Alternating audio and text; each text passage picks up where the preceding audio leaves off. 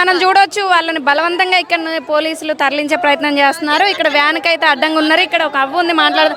ఏందమ్మా ఎందుకు ఇట్లా మీరు ఇంత ఆత్మహత్య చేసుకునే కాడిపోయిన రోజుల కాండి 5 సంవత్సరాల కాండి 25 ఏండ్లు మేము ఎన్ని బాధలు పడ్డా మాకు జాగ చెందనిస్తలేరు. వాళ్ళది భూమి అని అమ్ముతాను, వీళ్ళది భూమి అని అమ్ముతాను. సుప్రీంకోర్టు నుండి కూడా తీర్పు వచ్చింది. పిల్లలు అవగోలిస్తాను మార్కెట్లో పని చేసుకొని కూడా వానికి లాయర్ అని పెట్టినాం. వానికి 5 కోట్లు ఇవ్వగానే కూడా తప్పించుకున్నాడు. ఇంకో ముందు వాళ్ళు ఇప్పుడు వీళ్ళు ఇట్లా చేస్తాను. పోయినావా మా కొండ మురళి సార్ దగ్గరకు నువ్వు మేడం దగ్గరకు? రేపు మేము మీకు రోడ్డు తీసేసి మీకు ప్లాట్లు కొట్టిస్తాను అన్నాడు సారు. ఆ మాట మీద తెల్లారే వచ్చినాం. వచ్చే వరకు మాకు తెల్లారే ఇక్కడ ఆలంపాటు ఉన్నదని మళ్ళీ మాకు తెలిసింది. తెలంగాణ నిన్న పొద్దాక అన్నే ఉన్నాం. మళ్ళీ ఇలా పొద్దాక ఇటు వచ్చినాం. గంతే మాకు ప్లాట్లు కొడతానన్నాడు సార్. కొట్టాలి గంతే. ప్లాట్లు కొట్టిస్తాను అన్నాడు. ఎన్నిసార్లు పోయి ఉంటావు వాళ్ళ దగ్గరకు, మంత్రి దగ్గరికి? 10 సార్లు పోయినాం మేడం. 10 సార్లు పోయినాం. 10 సార్లు పోతే కూడా మాకు తీర్పు కాలే. ఇక ఇప్పుడు ఆలం పడబెడతాళ్ళు. సరే గిక్కడ ఉన్నది జాగా గక్కడ ఉన్నదని ఇది కాకుంటే వాడు అమ్ముకుంటే మాకు అనంత సాగర్ ఊరు వద్దు, ఇంకా ఏ ఊరు అన్నా కొనియమను అంతే. ఇక్కడే కావాలి మాకు. ఇక్కడ స్థలం ఉన్నది. మా స్థలాన్ని మా వేలం పాట పెట్టి అమ్ముకుంటుంటారు మేడం. మాకు కార్మికులకు ఇచ్చిన స్థలం అది.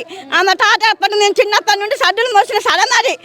మా తల్లిదండ్రులు రక్తం దారపోసి ప్రాక్టీని నడిపించిండ్రు. దాంట్లో మేము అందరం బ్రతికినాము. రోడ్ల మీద పడ్డాం. అది మూట పడ్డాక మీకు స్థలాలు ఇస్తారు అందనే అని ఆ సారు ఆ స్థలము ఫ్యాక్టరీ పెట్టిన సారు మాకు అందరికి పేదవాళ్ళ కార్మికులకు ఇవ్వండి అని రాసిచ్చి పోయిండు.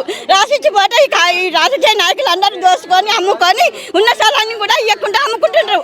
మా బతుకులు ఎట్లా మేడం చెప్పండి? మేము 7 రోడ్ల మీద పడ్డాము. ఫ్యాక్టరీ బండాయి. పనులు లేక మా పిల్లలను చదివించుకోలేక మేము అనాథలుగా మేము కూలి పనులు చేసుకుంటూ బతుకుతున్నాము. మా స్థలాలు మాకు ఇవన్నీ వీళ్ళకి ఎందుకు? ఇప్పుడు ఎక్కడ తీసుకుపోతున్నారు మిమ్మల్ని వీళ్ళు? ఏమో తెలియదు. ఎక్కడ తీసుకెళ్తుండ్రా మరి? కలెక్టర్ మరి రమ్మంటుంది రాండి అని తీసుకెళ్తుండ్రా మరి. ఏం మరి కలెక్టర్ వ్యాన్ ఎక్కించిపోయారు కదా మిమ్మల్ని, వ్యాన్ ఎక్కించిపోయారు కదా పోలీసులు. కలెక్టర్ రమ్మంటుంది రాండి అని మళ్ళీ దింపిండ్రు. నేను ఒక్కటే, నా పేరు యాదగిరి, ఆయన జమీన్ కార్మికుడిని. మాకు సుప్రీంకోర్టు 2002లో మాకు గేడు బంద్ చేసి మాకు పక్కతో పట్టించి మిడిల్ ఆశాన్ని పగదెప్పి మా 451 మందికి మొత్తం టోటల్ అయితే 134 మందికి ప్లాట్లు ఇచ్చి 200 గజాలు. ఆ వైఎస్ రాజశేఖర్ ఉన్నప్పుడు మినిస్టర్ చీఫ్ మినిస్టర్ ఉన్నప్పుడు ఇచ్చిన తర్వాత మళ్ళీ తత్తిమ మా సంగతి ఏంది, మేము అందరం కలిసి మరి ఇంకా 318 మంది అంటే మాకు మీకు 2వ విడతలో వస్తుంది, మీరు తొందరపడకని నాయకులు అన్నారు. అదే మాట్లాడినాక 318 మందికి ఇస్తానని చెప్పిన తర్వాత మళ్ళీ ఏం చేసింది, ఇస్తామని చెప్పి కోర్టుకు చూపిన. కోర్టు ఏం చేయాలి, హైకోర్టు ఏం చేయాలి, సుప్రీంకోర్టు తీర్పు జడ్జిమెంట్ మాకు 2021 ఇదే 134 మందికి వచ్చిన కాడ ఈ 318 మందికి ఇవ్వాలని సుప్రీంకోర్టు స్టే ఆర్డర్ ఇచ్చి జడ్జిమెంట్ ఇచ్చింది. అయితే ఈ భూమి వీళ్ళకి ఇవ్వద్దు అని ఈ మన రాజకీయ నాయకులు, ఈ మా వకీలు గాడు వీడు మా దొంగ లీడర్లు కలిపి ఈ భూమిని లేదు ఇక్కడ అని ఆ భూమిని కప్పిపెట్టి ఎక్కడో మడిపెళ్ళ మేము చేసేది పని ఇక్కడ మాది వరంగల్ జిల్లా ఇక్కడ శివనగర్, మరి ఎక్కడో మడిపెళ్ళ వేరే పొరుగులో పోయాట 30-40 కిలోమీటర్ల గుట్టలు అడవి అన్ని చెట్లు సేమలు అక్కడ ఇచ్చిండు. అక్కడ ఏ కుళ్ళి పీములుగా కిక్కుమట్టలేడు అడవి అది. అక్కడ ఎక్కడ ఉంటాం మేడం, మేము ఎక్కడ ఉంటాం అక్కడ?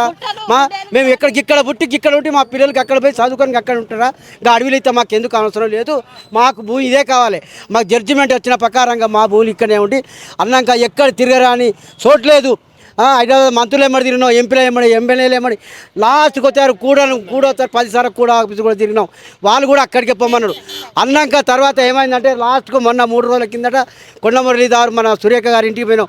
కొండ సురేఖ గారికి వచ్చిన తర్వాత ఆ కొండ సురేఖ గారు ఏమన్నారంటే ఆ సార్ ఉన్నాడు, సార్తో మాట్లాడాక సార్ ఏమన్నారంటే మా మనమడు ప్లేన్ పోతున్నాడు, ఆయన అక్కడికి లండన్ పోతున్నాడు, నేను పోతున్నా, ఈ 2 రోజుల్లో మీకు మాట్లాడి యాక్షన్ ఆపిస్తాను, మీ జాగాలు మీకు ఇప్పిస్తా, మీకు అన్యాయం జరిగింది టీఆర్ఎస్ ప్రభుత్వంలో మీకు న్యాయం చేపిస్తా అని కొండమురళి గారు హామీ ఇచ్చిండు. కలెక్టర్ అమ్మ దగ్గర తీసుకెళ్తున్నారు కదా, మరి ఏం చేద్దాం అనుకుంటున్నారు? ఏం లేదు, మా కలెక్టర్ తిరిగి ఆస్ట్రా వచ్చింది. ఆమె కూడా మీరు ఏం చెప్తారో చేసుకోమని కలిసి చెప్పింది ఆమె.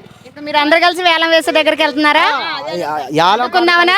దాన్ని ఆపిస్తారా మరి మేము ఇవాళ ఏదన్నా ఒక్కడి తెగాలే మా ప్రాణాలన్న పోయిన పని అర్రాసు మొత్తం ఆపేది ఖాయం. చూడొచ్చు ఇక్కడ ఉన్నటువంటి కార్మికులు కానివ్వండి వాళ్ళ కుటుంబ సభ్యులు కానివ్వండి అందరూ కూడా ఇక్కడ ఏదైతే ట్యాంక్ ఎక్కి ఆత్మహత్య ప్రయత్నం చేసుకోబోయారో అక్కడ నుంచి నేరుగా ఇక్కడ ఏదైతే వేలం జరుగుతుందో అక్కడ కలెక్టర్ గారు రావడం జరిగింది. అక్కడికి వీళ్ళందరినీ తీసుకొని వెళ్ళడం అయితే జరుగుతుంది. అసలు ఏం జరుగుతుందో అక్కడ కలెక్టర్ గారు ఏం హామీ ఇవ్వనున్నారో అయితే మనం అయితే వేచి చూడాలి.